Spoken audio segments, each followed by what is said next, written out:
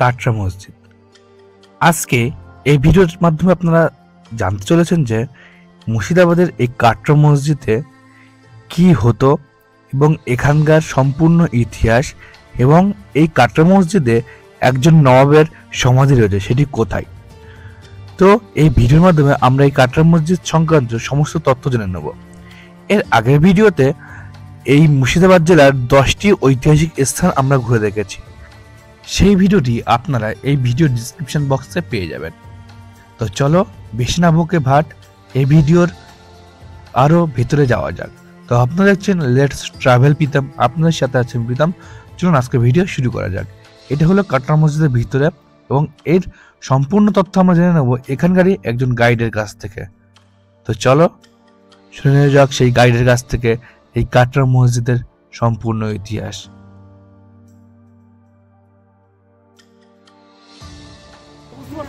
এই টাওয়ারগুলোর কাজ কি হতো? এখন যেরকম মন্দির মসজিদে প্রার্থনা করার জন্য মাইক, তখন তো কোনো মাইকের ব্যবস্থা ছিল না। তো এরা সকাল সন্ধ্যে উঠে আজান দেওয়া হতো এবং শত্রুপক্ষকে ফলো করা হতো। কিন্তু দিল্লির কুতুব মিনার অ্যাক্সিডেন্ট হয়ে যাওয়ার পর এই টাওয়ারগুলোতে উঠা বন্ধ করে দেওয়া হয়েছে। না হলে আপনার এখান থেকে হাজারদুয়ারি, কাঠগোলা বাগান সব কিছু দেখা যায়। আর দাদা, যে একতলা দোতলা যে ঘরগুলো দেখবেন না, এই ঘরগুলোকে বলা হচ্ছে মাদ্রাসা বা ছাত্রাবাস। সেই সময় বাইরে থেকে যেসব স্টুডেন্টরা আসতো, উপরে পড়ালেখা করতো, নিচে থাকা খাওয়ার ব্যবস্থা ছিল। আর প্রত্যেকটা মসজিদের গেটের হাইট ছোট, মানে হচ্ছে কোনো মন্দির মসজিদ আমরা যেখানেই প্রবেশ করি না কেন মাথা নিচু, মানে তাকে সম্মান জানাই। তো বর্দা আমরা যেটা দিয়ে প্রবেশ করছি না, এটা কিন্তু পিছন দিক দিয়ে প্রবেশ করছি, কেন সামনে গিয়ে বলো। আর একটা কথা মাথা রাখবেন, এই কাটরা মসজিদের একটা বৈশিষ্ট্য হচ্ছে কোনো রড নেই, কোনো ঢালাই নেই, কোনো করিবর্গের কাজ নেই। তাহলে বলবেন এগুলো কী দিয়ে তৈরি? নবাবী আমলে তো সিমেন্টের আবিষ্কার হয়নি। এগুলো তৈরি আছে চুন, সুরকি, ডিমের কুসুম, খয়ের জল, চিটাগুড়, মেথি জল, সাবুদানা দিয়ে। সামনে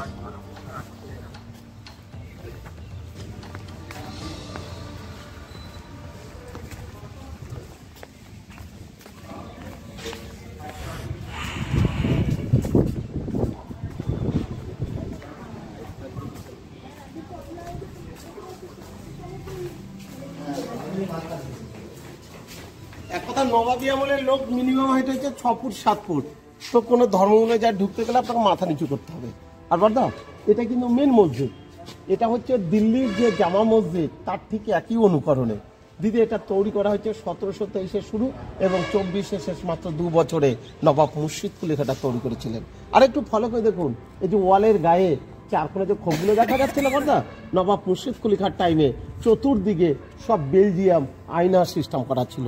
এর কারণ হচ্ছে এই সাইডের খোপগুলোতে থাকতো প্রদীপ, উপরে থাকতো মোমবাতি, আলোটা রিফ্লেক্ট হতো এবং রাতের বেলায় চাঁদের আলোতে পুরো মসজিদটা আলোকিত হয়ে পড়তো। তাহলে দেখুন নবাবী আমলের সায়েন্টিস্টরা কত উন্নত ছিল। আর এই যে নিচে যে গর্তগুলো দেখা যাচ্ছে, অনেকে বলে এগুলো গুপ্ত রাস্তা। মাথা রাখবেন, এগুলো কিন্তু কোনো গুপ্ত রাস্তা না। এক কথা, আমাদের ঘরের ভেন্টিলেশন যেরকম উপরে, এটা কিন্তু নিচে। সামনে দারুণ লাগছে, দেখো নীল, এর নীলটা কত সুন্দর লাগছে দেখতে, হেভি লাগছে, হেভি লাগছে দেখতে। এত টাকা ছিল, এত বানিয়েছে। হ্যাঁ,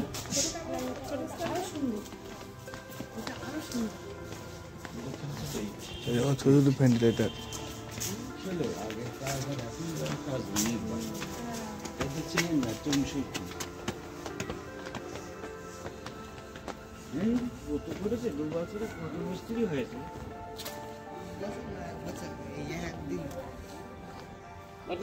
একটা জিনিস খেয়াল করে দেখুন, আমাদের পায়ের নিচে এক একটা আসন দেখতে পাচ্ছেন, চারকোনা করে। দিদি, বুঝতে পারছেন আসনগুলো? মানে এই চাতালের মধ্যে এই রকমের 2000 আসন আছে বলতে। এখানে একসঙ্গে 2000 লোক এখানে নামাজ পড়ানোর ব্যবস্থা ছিল। আর দিদি, যখন এখানে নামাজ পড়ানো হতো না, তাদের গায়ে কোনো রোদ বা বৃষ্টি জানি না পড়ে, ত্রিপল বা সামিয়ানা টাঙানোর জন্য দেখুন বালা সিস্টেম করা ছিল। একটা জিনিস খেয়াল করে দেখুন, নবাবী আমলে এরা পাথর কেটে রিংটা লোহা কিন্তু পরবর্তীকালে সামনে আসবে।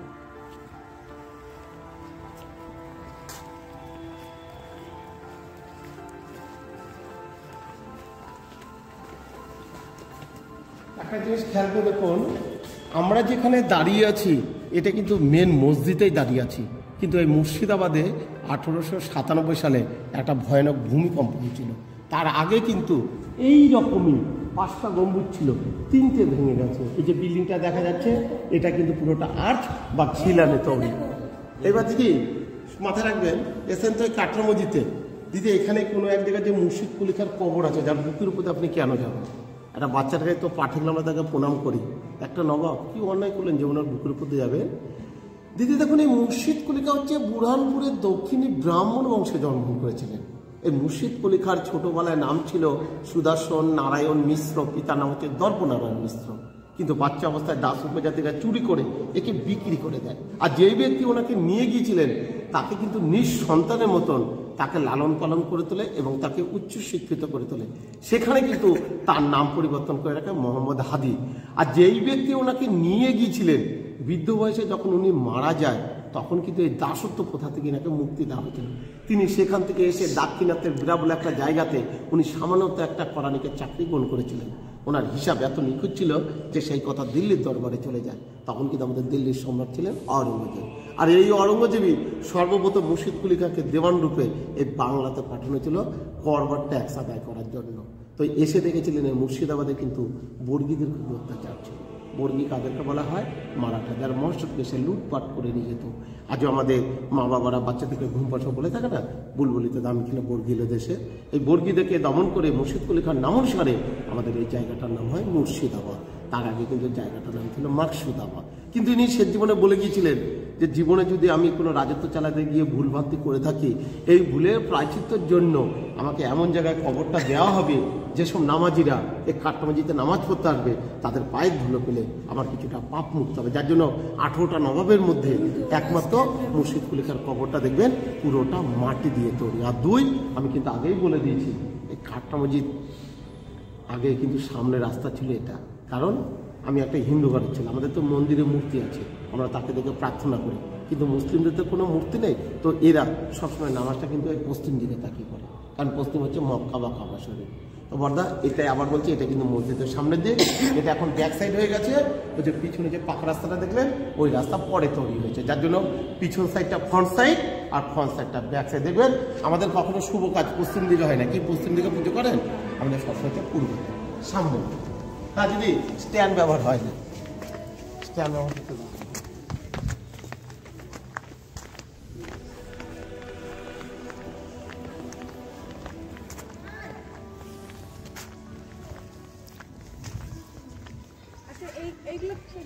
দিদি এটা ছাত্রাবাস, চতুর্দিকের ঘরগুলো পড়াশোনা করতো।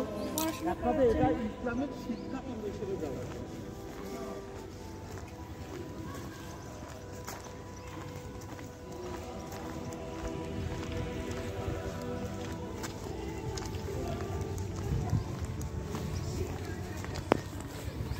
এই যে ছবিটা দেখতে পাচ্ছেন দিদি, এটাই হচ্ছে মুর্শিদ কুলিখা। সিরাজ অনেক পরে নেব, আর এরই কবরের উপরে আমরা দাঁড়িয়ে আছি। দিদি কোনো ইন্টারনেট বা কোনো ওল্ড মডেলের যদি কম্পিউটার আপনার ছবি দেখবেন, কথা দেখবেন এই জায়গাটাকে নেট সিস্টেম করা ছিল, আমার আপনার পায়ের ধুলো করতে। এখন নেটটাকে উঠিয়ে দিয়ে 14টা সিঁড়ি নিচে যে কবরটা আছে দেখানো হবে। আসুন এনার নামে আমরা দুটো মুদ্রা খাবো। আর ওই পাশে যেরকম দুটো টাওয়ার দেখলেন না দাদা ভাই, ও দেখেন এই একটি টাওয়ার, ওই পাশে এগুলো 1897-এর ভূমিকম্প অবস্থা ডেস্ট্রয় হয়ে যায়, মানে ভেঙে যায় কিনা।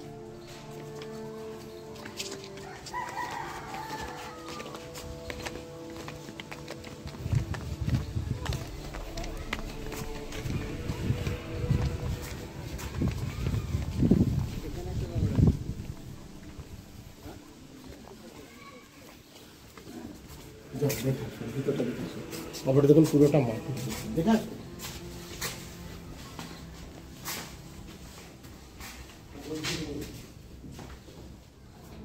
লাইট জ্বাল ও মাটি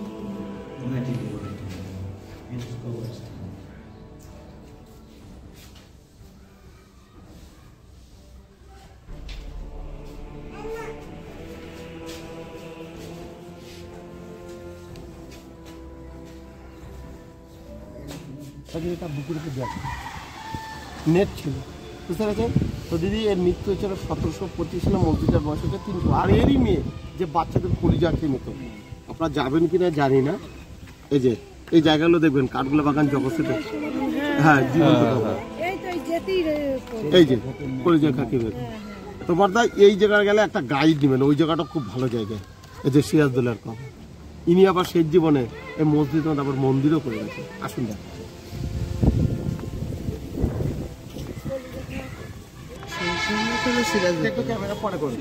শেষ জীবনে ইনি দুটো ধর্মকে পাশাপাশি রাখার জন্য, হিন্দু মুসলিমের দুটো সম্প্রীতি বজায় রাখার জন্য একটা মন্দিরও করে গেছে। দেখভাল করছে পাবলিক, দেখভাল করছে সেন্ট্রাল গভর্নমেন্ট, এর সাথে কিন্তু এর কোনো রিলেশন সাবধান।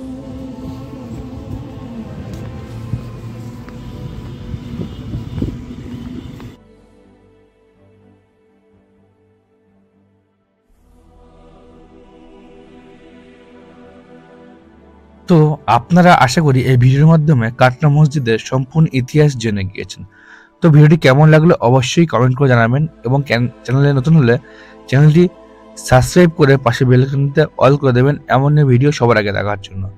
আর এই কাটরা মসজিদের ইতিহাসটা এই ভিডিওটি আপনারা আপনাদের বন্ধুদের সাথেও শেয়ার করতে পারেন, যাতে তারাও এই কাটরা মসজিদের সম্পূর্ণ ইতিহাস জানতে পারে। তো চলো দেখা হচ্ছে পরের ভিডিওতে এমন নতুন কোনো সুন্দর জায়গার ভিডিও নিয়ে। সেই সময় পর্যন্ত ভালো থাকবেন, সুস্থ থাকবেন এবং নিজের খেয়াল রাখবেন।